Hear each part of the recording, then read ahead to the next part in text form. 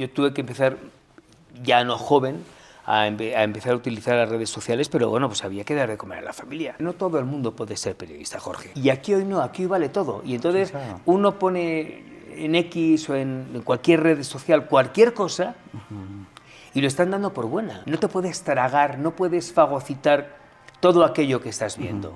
Tiene que haber un filtro. Más del 60 o 70% de la información que llega en redes sociales a cualquier persona no la validamos, es decir, no la filtramos en la mente, sino la damos como válida. Eso es peligrosísimo. Peligrosísimo. Claro, claro. Cuando yo he ido a las guerras, yo me he jugado la vida muchas veces, claro, Jorge, muchas veces de verdad, más de lo que la gente piensa. Y hoy cuando ves a algunos youtubers que van, hacen 3 planos y se van, corren y tienen millones de likes, pues hombre, ¿qué quieres que te diga? Eso no es cubrir una guerra.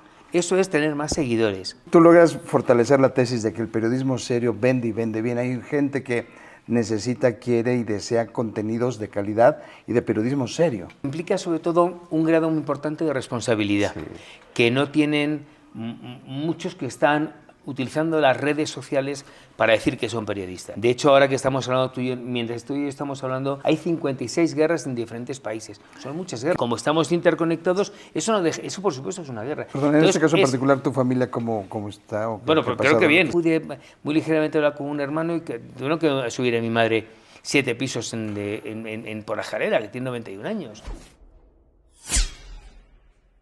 Alberto Peláez, qué gusto saludarte. Ahora estoy en tu territorio, ¿cómo estás? Jorge, querido, bien, ¿y tú qué tal? ¿Cómo estás?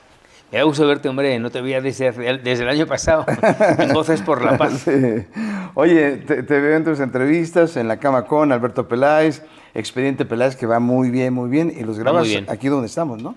Sí, lo grabamos aquí, precisamente aquí en el Business Center del Fiesta Americana Reforma, sí. En una sala que tenemos, y luego lo de la cama lo hacemos en diferentes habitaciones de este hotel o de otros hoteles de Grupo Posadas. Oye, ¿cómo te has reinventado, no? Porque platicamos fuera de micrófonos, pues es un personaje de toda la vida, yo te veía en televisión, eras de estos referentes para muchos periodistas que empezamos también en esto y que seguimos sus pasos, pues como un periodista de los íconos, como corresponsal de guerra. Tengo un amigo, Nacho Tapia, que cuando hacía sus envíos hacía una pose muy parecida a la que tú inmortalizaste y decía, oye, creo que hay un Alberto Pérez que te está copiando, amigo, y le daba risa, ¿no? Porque finalmente pues hiciste historia y ahora en redes sociales te veo muy activo. ¿Cómo ha sido tu cambio de switch en la mente en estas realidades que han cambiado tanto? Hay gente que me ha dicho, Jorge, que dice, bueno, ahora ya está usted jubilado y viviendo bien. Ojalá. Ojalá. En mi caso de la reinvención no tenía más remedio. Yo creo que la reinvención pasa cuando tienes una necesidad. En mi caso, yo tuve que empezar, ya no joven, a empezar a utilizar las redes sociales, pero bueno, pues había que dar de comer a la familia. Es así de claro, o sea, la reinvención era sí o sí. No había otra posibilidad de decir sí o no, en mi caso no. Pues yo tenía que seguir trabajando y tengo que seguir trabajando después de salir de mi anterior empresa. Es verdad que no me pilla lo joven que yo quisiera, pero también es verdad que cuando el ser humano tiene una gran capacidad de adaptación y sobre todo tiene una gran capacidad de poder inventar cosas. Y cuando tienes la necesidad, tienes una enorme capacidad para poder inventar. Y sobre todo cuando tienes una persona como mi mujer Mónica, la que tú conoces, que es tan imaginativa, pues se le ocurren 50 cosas y lo que hago es que ella me las aterriza y luego ya les doy yo el contenido y el rigor periodístico que necesitan. Yo veo dos personajes, guardar las distancias, pero veo dos personajes que entendieron como este camino hacia las redes sociales. Joaquín López Dóriga, que es un rey de redes sociales, tiene millones de seguidores, y creo que tú has estado construyendo como paso a paso de manera sólida en La Cama con los Expedientes, pero estás creciendo en nivel de seguidores de manera interesante, pero tú logras fortalecer la tesis de que el periodismo serio vende y vende bien. Hay gente que necesita, quiere y desea contenidos de calidad y de periodismo serio. Claro, a ver, esto pasa por lo siguiente, no todo el mundo puede ser periodista, Jorge, y tú lo sabes porque eres periodista. Yo creo que zapatero tus zapatos. El cirujano es el que opera, el que gestiona un hotel es el que sabe gestionar un hotel, cada uno hace lo que debe hacer. Y yo creo que no vale todo y no todos valemos para todo. Si a mí mañana me dicen que tengo que gestionar este hotel, pues no sabría. Si mañana me dijeran que tengo que manejar el Challenger para ir a la Luna, pues tampoco sabría. Yo sé hacer lo que sé hacer, lo hago bien porque lo he hecho toda la vida. Entonces, y ahí entra el periodismo serio, el periodismo de rigor. Claro. Yo soy hijo periodístico y personal de Joaquín Peláez y de Jacobo Zabludovsky. Y a mí me enseñaron en los años 80, especialmente Jacobo, me enseñó a saber contrastar la información, a saber olfatear la información, a buscar otros abrevaderos que no solamente fuera una fuente de información, sino buscar otras posibilidades. Yo me acuerdo en España, para dar una información, cuántas veces no llamé a ministerios, a secretarías, a sindicatos, en fin, a buscarlos. Y aquí hoy no, aquí hoy vale todo. Y entonces sí, claro, uno pone en X o en cualquier red social cualquier cosa y lo están dando por buena. Cierto. Y en muchas ocasiones es una fake news. Y por eso te digo que hay que tener mucho cuidado. Y yo por eso no te puedes tragar, no puedes fagocitar todo aquello que estás viendo. Tiene que haber un filtro.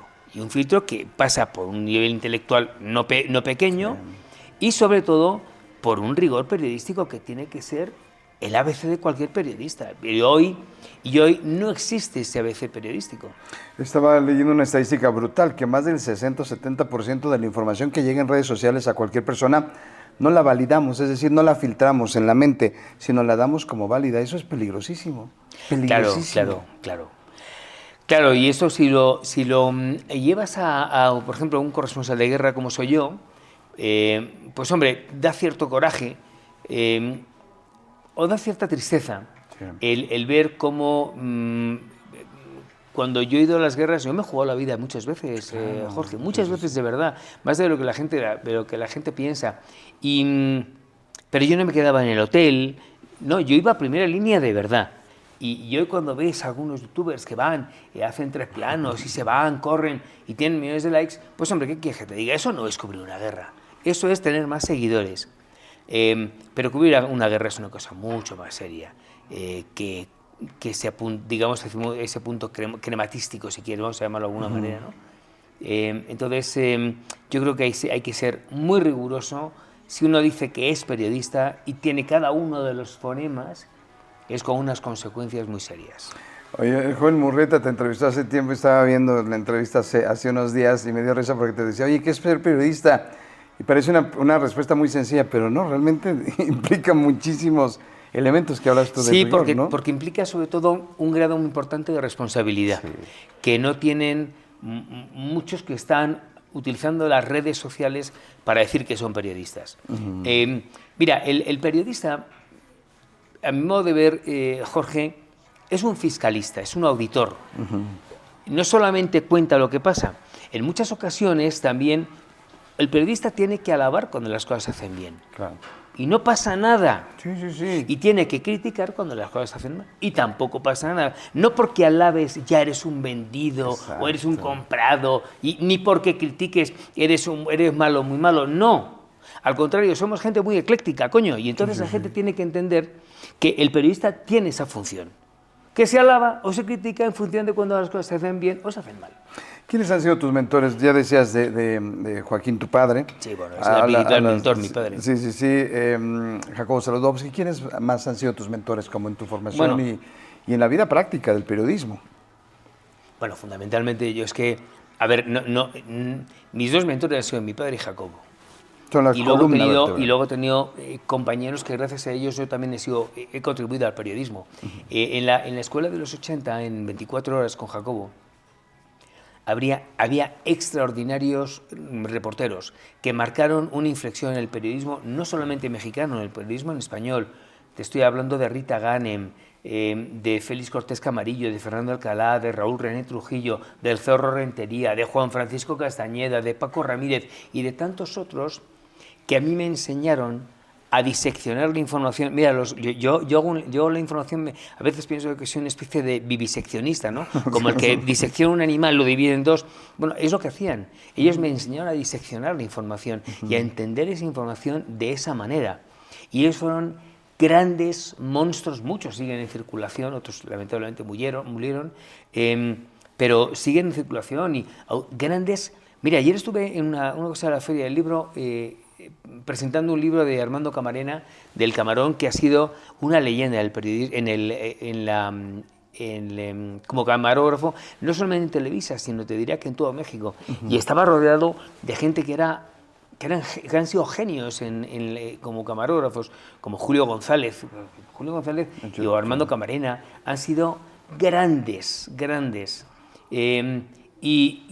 Todos ellos han sido parte de los mentores de Alberto Peláez. Hablabas de las guerras, por ejemplo, te tocó cubrir muchísimas guerras, ¿más de cuántas? 20. Más de 20 guerras. Ahora sucede en tiempos reales, en los tiempos en los que estamos grabando este podcast, apagones masivos en Portugal, España, Francia, rumores de ciberataques, gobiernos lo están declarando, no lo están declarando, lo están reconociendo. Pero estamos viendo otras etapas de la guerra que tuvieron la Guerra Fría, después viene esta guerra la guerra civil en muchos países que te tocó cubrir, pero ahora vemos otra dimensión de guerras. ¿Cómo tú lo explicarías? ¿O cómo lo concibes, mejor dicho? En los últimos 2000 años, antes también, por supuesto. Las guerras siempre fueron lo que llamamos convencionales. Un señor antes con un arco y una flecha, o con piedras, y luego fueron ya con armas, ¿no? Esas son las guerras convencionales y civiles o entre países. Pero siempre fueron de esa manera convencional, con carros de combate. Hoy no.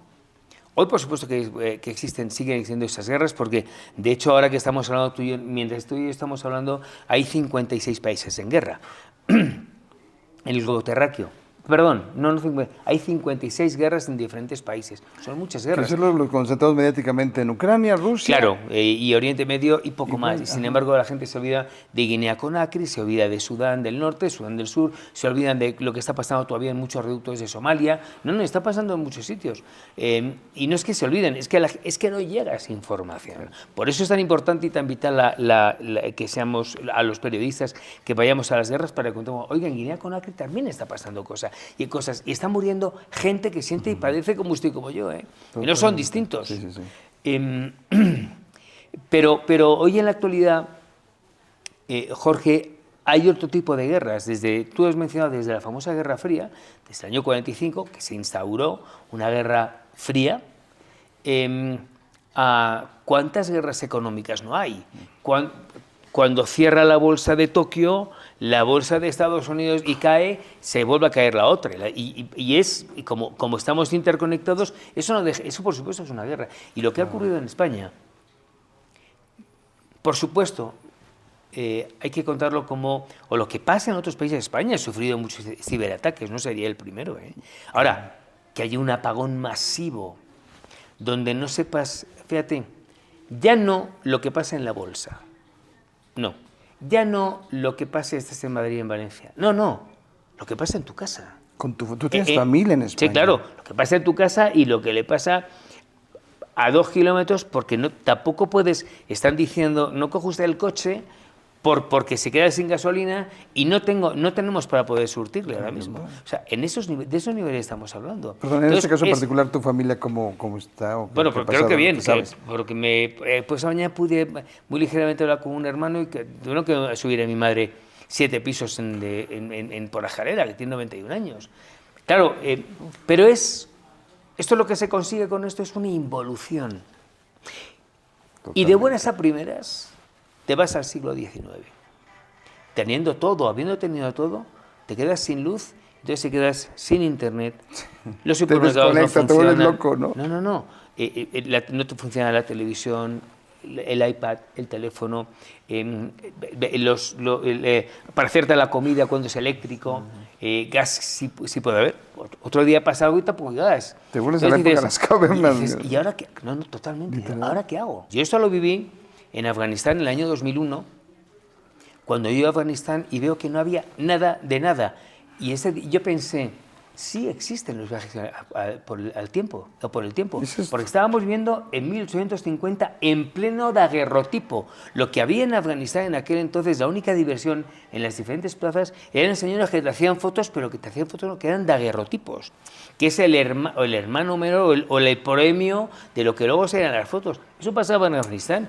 Y cuando pasan estas cosas en los países desarrollados, como no tengas un generador, estás vendido, macho. Sí, se te acaba la pila del celular y te vuelves loco, te desconectas con Claro, el mundo. Si totalmente. sucede en la vida cotidiana, se nos descarga un poco el celular y estamos pendientes de que tengamos señal de Wi-Fi, etcétera.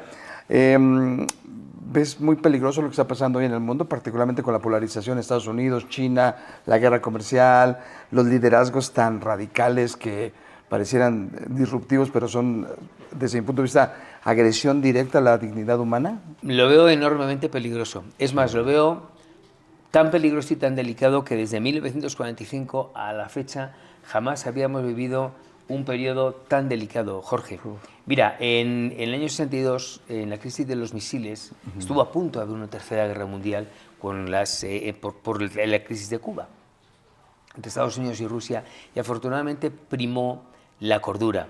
Hoy, cuando te encuentras un país como por ejemplo Rusia, que tiene 6.400 ojivas nucleares, pero Estados Unidos tiene 5.100, Israel tiene de 60 a 400, no se saben exactamente, y vas a Pakistán, y a Francia, y a Gran Bretaña, etcétera, etcétera, etcétera. Tienes la capacidad suficiente como para acabar con el mundo 300.000 veces. De un botonazo, ¡tac! Claro, cuando no es demagogo, ni es impensable, es decir, ¿puede haber una tercera guerra mundial? Claro, Sí. claro, es más, no puede haber, es que puede pasar y es muy probable que pase. Superfactible. Otra cosa es que estemos aquí, vayamos a comer y hagamos ese día a día consuetudinario en el que cada uno está pensando en sus problemas y no piensas en los problemas del otro. Pero claro que puede haber una tercera guerra mundial, lo tengo clarísimo. Sin problema. Si no, porque desde hace unos días, desde hace unas semanas, Ursula von der Leyen, que por cierto tendrá que dar explicaciones a esta señora de dónde saca el dinero de 320 millones de euros, la presidenta de la Comisión Europea, para que su marido pueda hacer estos temas de laboratorio que está teniendo en el laboratorio alemán. ¿Por qué dice Ursula von der Leyen que nos preparemos para una guerra, que tengamos un kit de lo que pasa en Madrid, que tengamos un kit, y en ese kit nos dice, tiene usted que tener una radio de onda corta, que es lo que yo utilizaba en las guerras. Sí, sí, sí. Las radios de onda corta puedes tener la posibilidad de estar escuchando radios de Nueva Zelanda. Tiene usted que tener dinero en efectivo, tiene usted que tener comida imperecedera para no sé cuántos días, tienen que tener agua. ¿A qué viene eso? ¿Por qué, no? ¿A qué viene a que en muchos cuarteles de muchos países de la Unión Europea los soldados estén acuartelados? ¿Por qué no están? Porque esto que lo digan en Finlandia, ¿vale? No normal, pasa nada. tienen, o en Suecia tienen, Finlandia tiene en más de 1.000 kilómetros de frontera con Rusia. O en Noruega, que aunque no tiene más que 100, a través de Kirkenes del norte, pero bueno, tiene una frontera con Rusia, ¿vale? Pero en Madrid, pero si de Madrid a Moscú, macho, hay más de 5.000 kilómetros. Sí, sí. Entonces, ¿Por qué ese discurso? ¿no? ¿por qué este discurso? Y la conclusión que tengo es que efectivamente uno tiene que estar preparado para que este periodo de paz entre guerras, que es muy largo, pueda un día detonar en algo que puede ser muy serio. Y ahora estamos jugando con el tema de la bomba nuclear. Ahora, quiero regresar a esto y toda esta conversación, llevarla al aprendizaje del ser humano, de la condición del ser humano. Tú tienes muchos años de experiencia en el periodismo y has vivido, me platicabas de personas, hombres y mujeres que las has visto morir literalmente en el frente de guerra. ¿Cómo ha cambiado el Alberto Peláez joven cuando empezó a cubrir sus primeras guerras y el de hoy? Y hay dos posibilidades: uno, que te deshumanices, que pierdas la fe en la humanidad, o que creas todavía en la humanidad. ¿Cuál has tomado? No, yo la segunda. Mira, mi padre nos enseñó a mí y a mis otros cuatro hermanos, nos enseñó a ser buena gente, como él lo era, y a ser filántropos y creen en el hombre. Yo sí creo en el hombre. Yo creo que el hombre sí es bueno por naturaleza. No creo que el hombre sea malo o sea un lobo para el hombre. Las guerras a mí me enseñaron a creer todavía más en el hombre porque vi tal cantidad de miseria, de peligro, que a mí no me quedaba más remedio que a través de la fe pensar que el hombre era bueno. Y yo me baso mucho en la fe, porque si me basara en lo que vi, seguramente despreciaría al ser humano.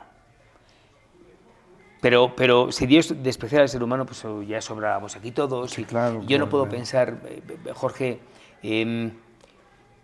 nada malo del hombre, al contrario, yo sigo pensando en la antroposofía y sigo creyendo en el Renacimiento y sigo creyendo en la antigua Roma y en la antigua Grecia y en el neoclasicismo. Es decir, creo que el hombre es el centro del universo, el antropocentrismo del mundo. Pensar cualquier otra cosa sería descabellado por mi parte, porque entonces te digo, apaga y vámonos. Una analogía de las guerras es lo que está pasando, y te pregunto, en las familias, que por ideologías políticas, pues ves rupturas, ¿no? De los que son rojos, los que son de derecha, de ultraderecha, etcétera. Y deberíamos pensar en cosas mucho más evolucionadas, y estamos peleados en las familias, es decir, para ti, ¿qué tanta importancia tiene la familia, qué tanta importancia tiene pues, estas relaciones humanas de primera instancia, de primer círculo, pues para poder fortalecerte respecto a esta realidad tan brutal que ya hemos descrito en la conversación? El núcleo de la sociedad, Jaime, es la familia. Y yo soy un defensor ultranza de la familia, especialmente contra todos estos factores exógenos que quieren acabar con la familia, porque si te das cuenta, quieren acabar con la familia, quieren acabar con la iglesia, quieren acabar con el concepto primigenio de la vida, la defensa de la vida, quieren acabar con todo eso y aparecen una serie de corrientes que defendiendo muchas cosas de estas, no todo es defendible. Y me explico. Por supuesto que yo estoy a favor de los homosexuales, por supuesto. Y por supuesto que cuando no queda más remedio estoy a favor del divorcio, cuando no queda más remedio, aunque es una carrera de resistencia. Y por supuesto que también puedo estar a favor de que dos homosexuales, da igual hombre o mujer, adopten un niño. Y además tengo ejemplos muy gráficos de gente muy cercana a mí que lo ha hecho y que son niños espectaculares. Pero una cosa es eso, y otra cosa muy distinta es que defendamos que un joven, una joven, un señor o una señora mañana se sienta planta, se sienta león o se sienta perro. Porque tú dime una cosa, Gutenberg crea la imprenta creo que en 1453. Dime tú, ¿en qué texto de la historia has visto que un señor se sienta planta?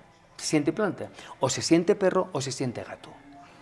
Esto es lo que no entiendo. O sea, el concepto de familia, eso sí no entiendo. No puedo entender que un señor me diga, no, yo me siento gato y entonces hoy no voy a ir a trabajar. No, esto no lo entiendo. Puedo entender que una persona me diga, puedo entender perfectamente que un joven me diga, es que este no es mi cuerpo. Es que soy mujer, lo entiendo perfectamente. Pero el concepto, el embrión celular de la familia es la familia. Y cuando esos factores exógenos, y yo no soy woke, ni tengo nada que ver con la woke, ni soy un tío normal, soy una persona que rehuye los extremismos. No me verás que sea de extrema derecha, de extrema izquierda, soy una persona liberal, que ve, que observa y que cuenta en función de lo que vemos los periodistas. Punto final. Ahí se queda, ahí nace y muere. Soy un analista. Pero cuando ves estas cosas, te llama mucho la atención. ¿Por qué, por ejemplo, en España, mi querido Jorge, critican a personas como yo y dicen que somos de extrema derecha? Fíjate, las cosas que hay que oír. ¿Pero por qué las critican? Critican pues que estés defendiendo el derecho a la vida, el derecho a la familia, el derecho a la libertad de iglesia, culto, el derecho a la patria. El llevar en España esta bandera a mí me categoriza como una persona de extrema derecha. Esto sale porque Franco, el dictador, que fue un terrible dictador, arrogó la bandera, el himno y todo. Entonces se lo apropió, ¿no? Claro, y entonces hizo que todo el mundo fuéramos de derechas. Pero eso pasó hace 60 años. Sí, para ti tienes Yo hoy en día significado... me siento profundamente español, profundamente mexicano, como tú bien sabes, pero me siento profundamente español, porque, porque a mí mi madre me dio de mamar sangre española, y mi padre también, y mis abuelos también, y por lo tanto me siento muy orgulloso de lo que tengo, y de todo el acervo cultural que tengo al ser español. Y no entiendo, y entonces eso, para algunos españoles, es ser de extrema derecha. ¿Desde cuándo es ser de extrema derecha defender a tu patria? ¿Desde cuándo te hace ser de extrema derecha defender el derecho a la vida, o el derecho a la familia, o el derecho... Perdón, ¿sabes lo que es eso? Progresismo. Eso sí es progresismo. Hoy no es... Lo que es rancio y trasnochado es que aquí vale todo, que la bandera pues, no vale nada. Eso es lo que es ser trasnochado. Y lo progre hoy en España y en muchos lugares es defender a tu patria, a tu bandera, a tu familia, a tu país y el derecho a la vida. Eso es lo que es progresista. Hay veces, ¿qué opinas tú de que pareciera que las minorías quisieran que fueran las mayorías? ¿En qué sentido? Bueno. En que las mayorías, como tú dices, yo respeto la opinión del diferente en todos los sentidos, totalmente, y respeto el derecho que se tiene de respetar ese derecho. Pero eso es por un lado. Por el otro lado, pareciera, y eso no lo digo yo, lo han dicho muchos analistas, que la tendencia es que las minorías tienen más poder que muchas mayorías, y es ahí donde cambian las circunstancias, ¿no? ¿Y por qué esas minorías tienen más poder que las mayorías? No puede haber detrás manos negras que sean las que están haciendo y conduciendo a esa enorme masa poblacional que somos 8.500 millones de seres humanos para que actuemos conforme quieran ellos. Y ahí no me van a encontrar a mí, desde luego, todo claro, ¿eh? A mí no me van a encontrar ahí, porque precisamente ser revolucionario y ser progresista es ir en contra de eso. Por eso, y tú lo sabes, Alberto. Y además, perdón, Sí. Ya termino. Sí. Creo que ya está bien. Creo que tenemos que empezar a abrir los ojos y contar a la gente lo que tú estás diciendo. Oiga, pero ¿por qué, Jorge, a mí ahora me están prácticamente obligando a ser woke? ¿Por qué? Ah, sí. Coño, ¿por qué? Sí, te quieren llevar contra la pared para que tomes una postura, una decisión, y si no la tomas, te la pidan, ¿no? Pues sí. Oye, hemos platicado y hemos tenido la oportunidad de convivir en algunos proyectos que tienen que ver con, el concepto principal es líderes del mundo y periodistas del mundo unidos por la paz. Es un maridaje espectacular porque creo que a veces se piensa que el periodista, como tú lo refieres, y según algunas tendencias políticas, pues es el enemigo público número uno, cuando no lo es.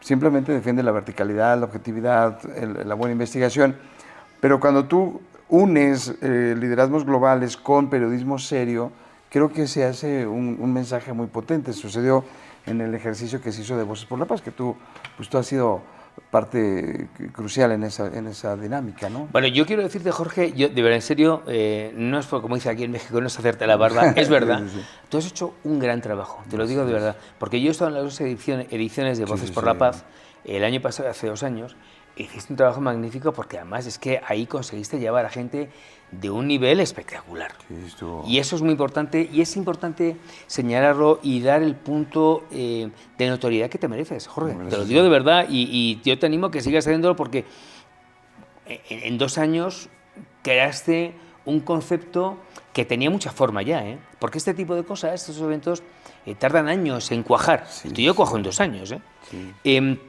Yo soy, a ver, no creo decir nada nuevo al decir que yo y tú y tantos lo que estamos buscando es la paz. Claro. Pero claro, lo que pasa es que este concepto del hombre es inherente en el propio ser humano, el concepto de guerra, ¿no? Sí.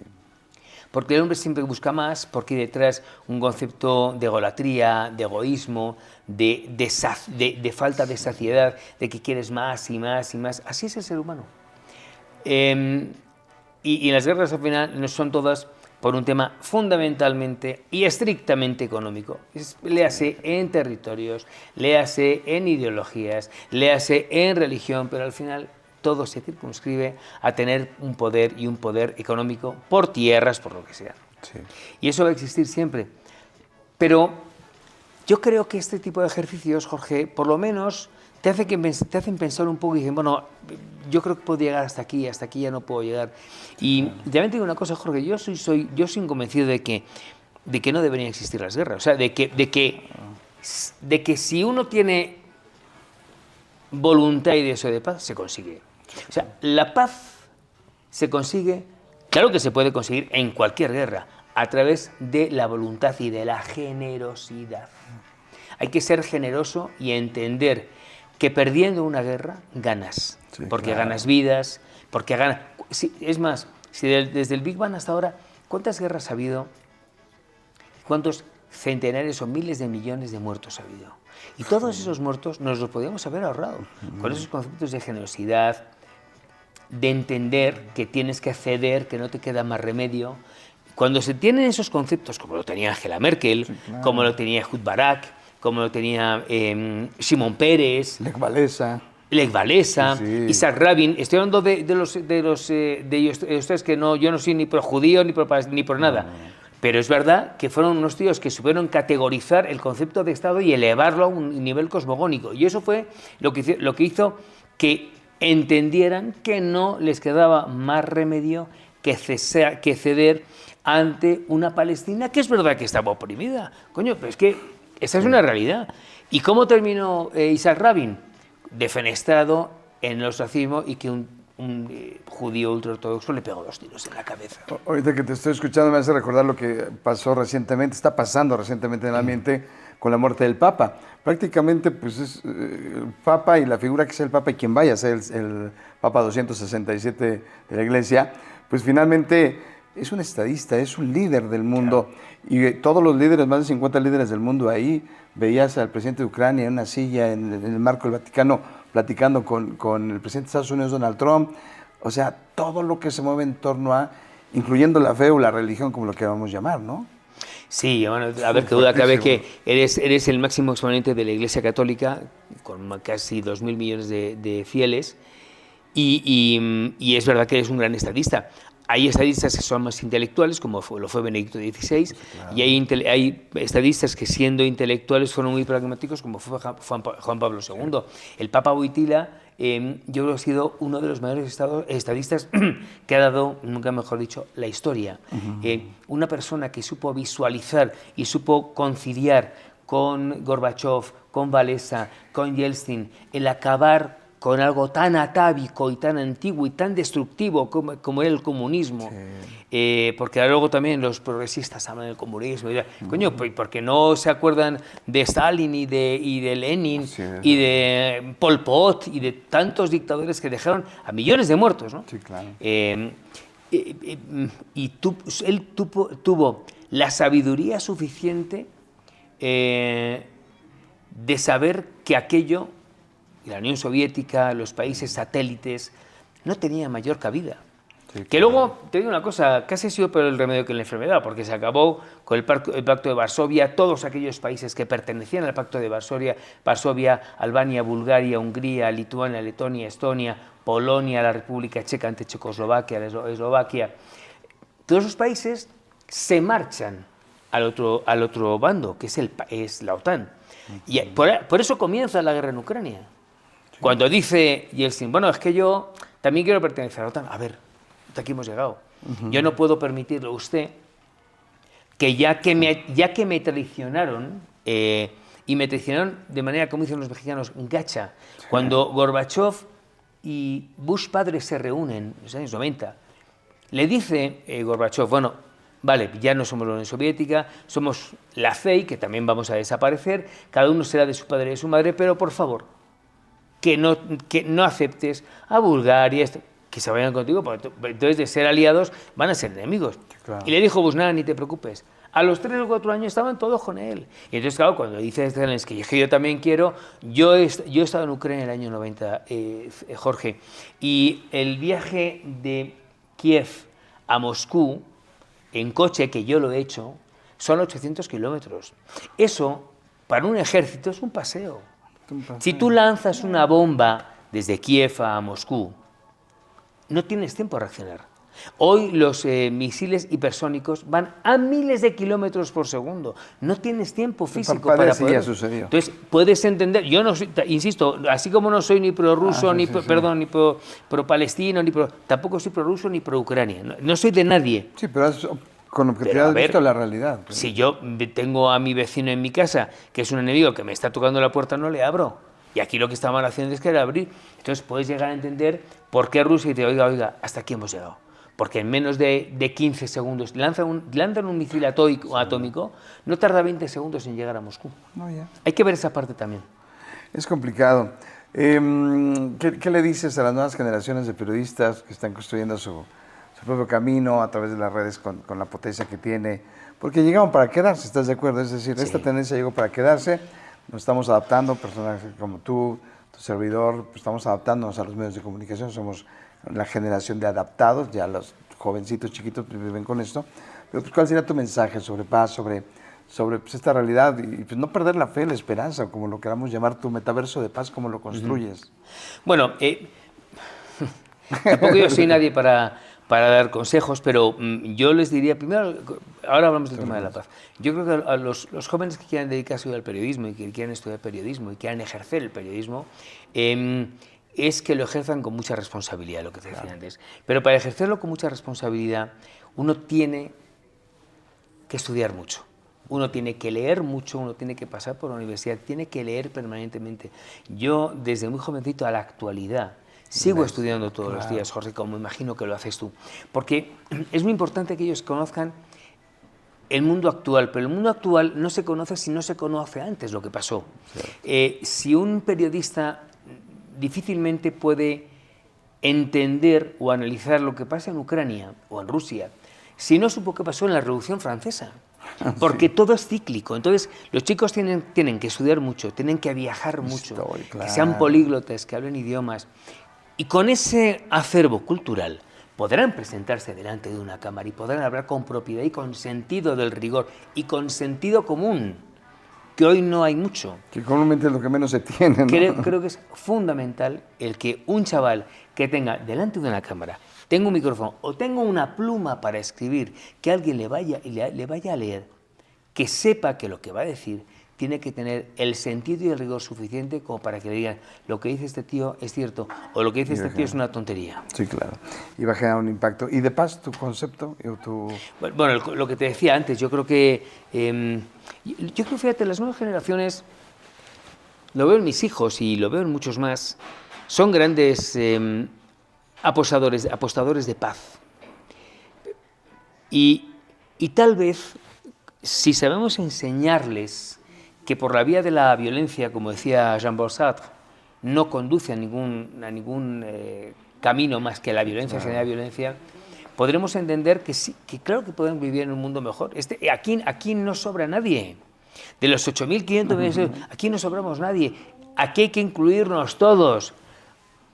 Y creo que con esos conceptos nuevos que hay de paz,